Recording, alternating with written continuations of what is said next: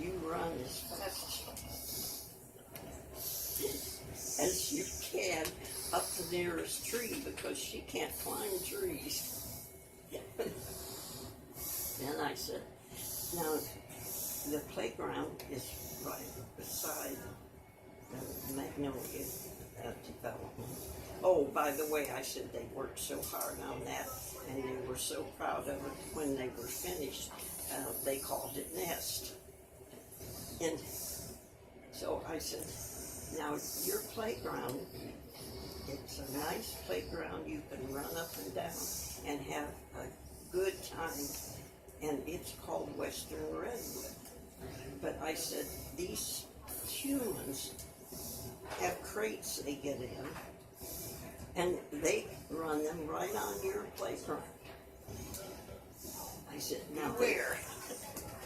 They have things in those that will stop them, but sometimes they don't because they're anxious to get to their box down.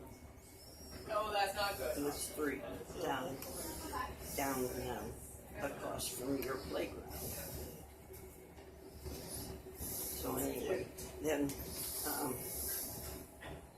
I couldn't think of enough names to call them, so because I was going to say there were 6, so I ended up with 4.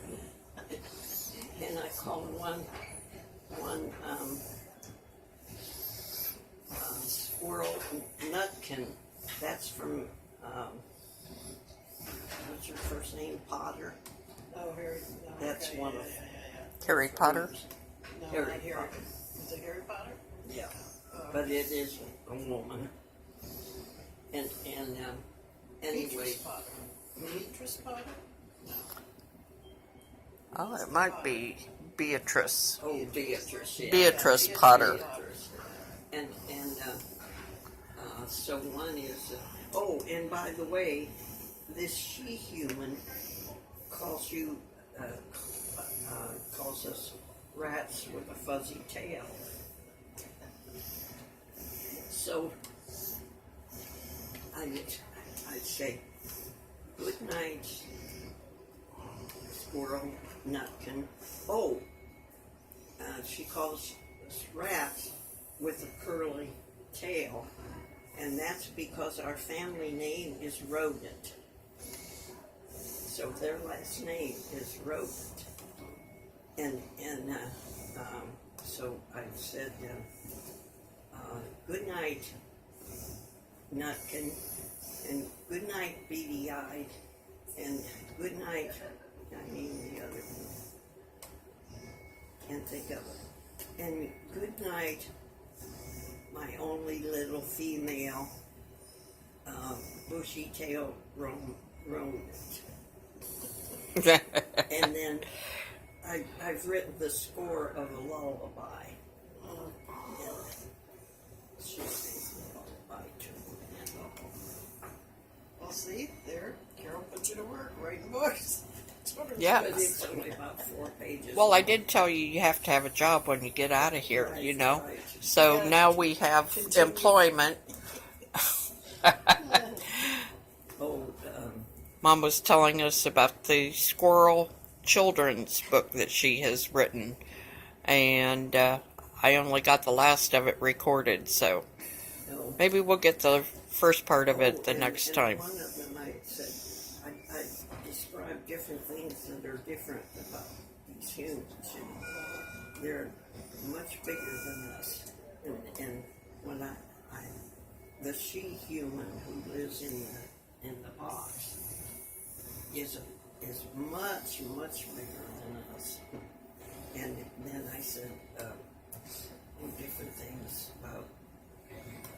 She doesn't have fur or hair on her body like we do. She has to put cloth. She hangs. Oh, she can't walk like we do because she only has 2 legs, and that touch the ground.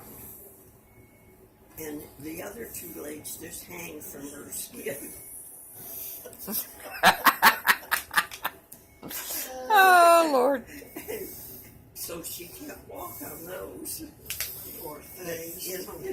words, you know, they are real creatures, you know.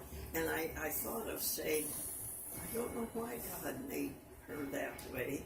And I didn't know whether I ought to do that or not. But, or cheated her, you know, because they don't have to go change their cloth, you know, all the time. She has to change her cloth. In the winter, she wears heavy cloth, and in the summer, she wears light cloth. And maybe it's because it's so much trouble to change that she doesn't like us. See, they're way ahead of me, you know. She doesn't have a bushy tail like us. The world through the eyes of a squirrel, huh?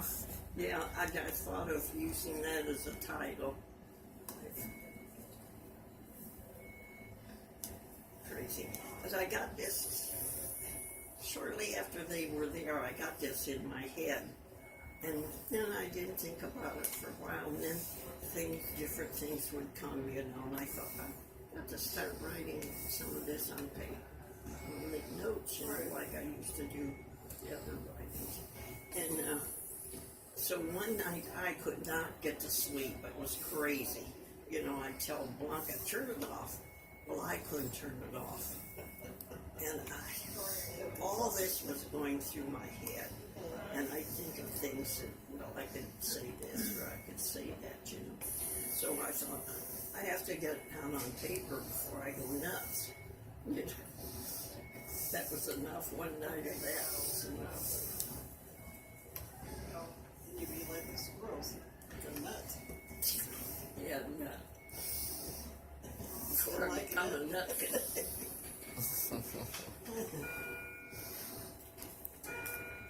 End of squirrel story.